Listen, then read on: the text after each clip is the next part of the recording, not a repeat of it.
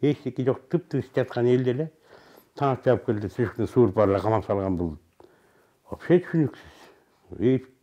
Билбейм, бул чоңдор эмнени ойлоп атышат. Атайын кылыштыбы?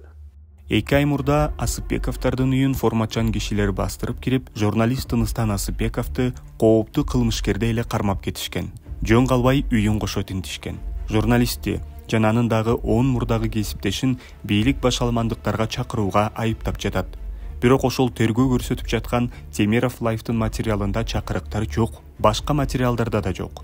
Бирок ошол материалдарда коррупция фактылары, чиновниктер менен саясатчылардын расмий кирешесинен ашып түшкөн чыгымдары ашкереленген. Ал эми Тыныстан эвактан бери эле башка басылмада иштеп жүргөн. Политклиника иликтөө долбоорунда. Тыныстандын атасы уулун эмне үчүн кармап кетишкенин түшүнбөй жатат. Эми алар деле чындыкты айтып атышат. Жалаң чындыкты айтып атышат да. Аякталардын жамандык кылган жерин, да чакырык кылгандарын деле эчтекеси жок көрүнбөйт.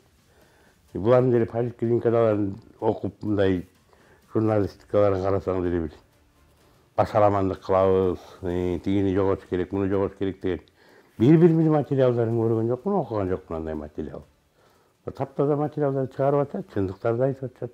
Тыныстандын жакындары аларга милиция кызматкерлери келген күндү жүрөгү түшүп эстейт. Таң зардагы эшик каккылоо уулун камакка алып кетүү менен аяктаган. Таңга мал келишти да, саат 6-лардан где-то өтүп калган болчу. Мен ошол убакта мен жумушка даярданып аткам да, жумушка барганга даярданып, жолдошум жаткан, биякта кызым дагы эмеге студент да, ал дагы анан тура элек болчу. Тыныстанда эле жаткан, тура элек уйкуда жатышкан. Анан мен эле турган болчумун ал убакта да. Мен даярданайын деп жаңы эле туруп атканда эшик тыкылдап калды.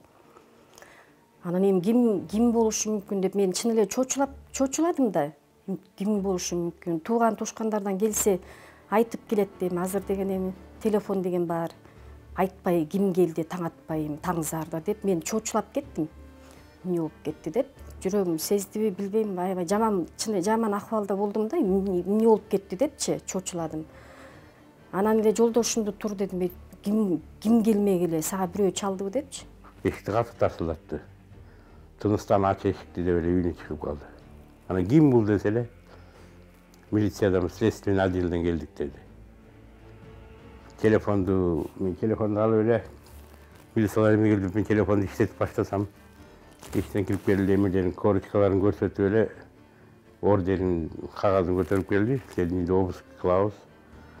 Анан ушундай бизге приказ келди. Ушундай болуп атат, башаламандык уюштуруп аткан жөнүндө.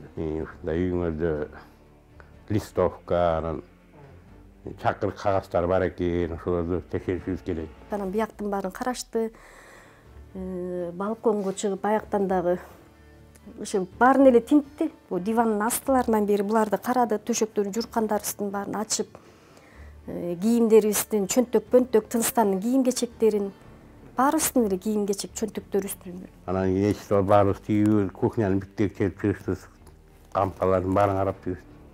Эчтеке тапкан жок. Анан Тыныстан сумкасын ачып, Тыныстан аякта бир-эки банковский карточкасы бар экен, өзүнүн айлык алган.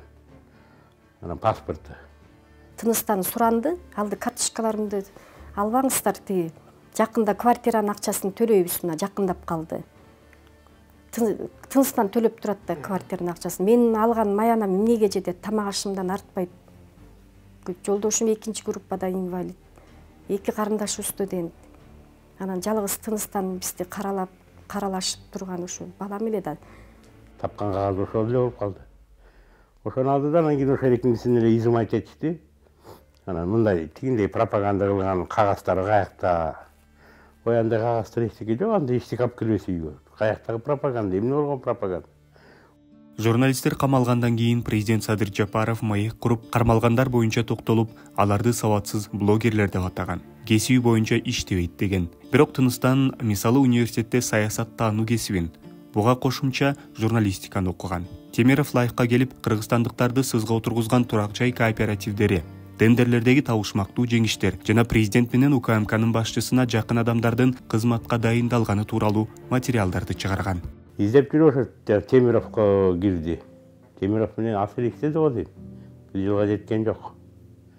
жылга жетпей иштеп эле анан кийин чоото келише албай калышты окшойт. Аяктан чыгып кеткен 2 жыл болду. Анан өзүнүн мүнөзүнө келсем эми мүнөзү жумшак, токтоо, лишний деле сүйлөбөйт. Өзүм деле үйдөн араң сүйлөтөм аны.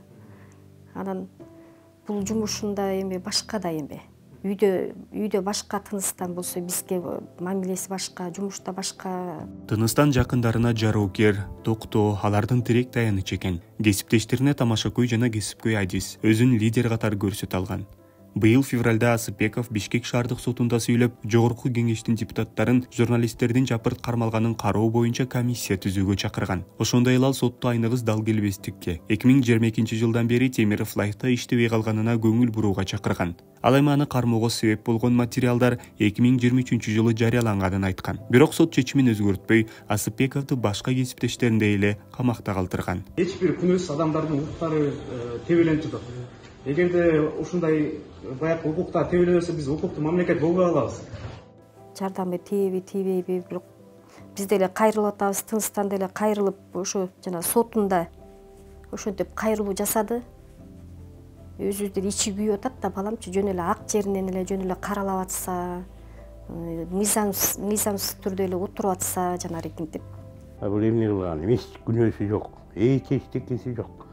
Бирдеме болсо бир жөн, бир баягы Бишкекте бир митинг болгон болсо бир жөн. Бир жерде бир ызычуу болсо бир жөн. Эчтеке жок болуп атпайбы? Эчтеке жок, тыптыш жаткан элде эле таң жаап келди, сүйүктүн сууруп бара камап салган бул. Вообще түшүнүксүз.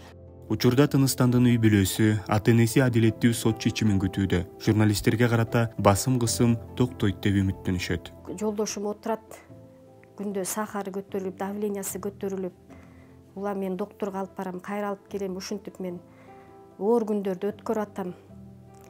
Анан билбейм, мендей эле энелер баары эле сыздап атса керек, ооругинтип балдары отуруп, кыздары отуруп калышыначы. Анан акыйкаттык эле чечим чыгарып берүүсүн эле талап кылам мен. Сөз эркиндиги болуш керек деп эле өзүбүздүн ажообуз айтып кеткендей, сөз эркиндик болуш керек да.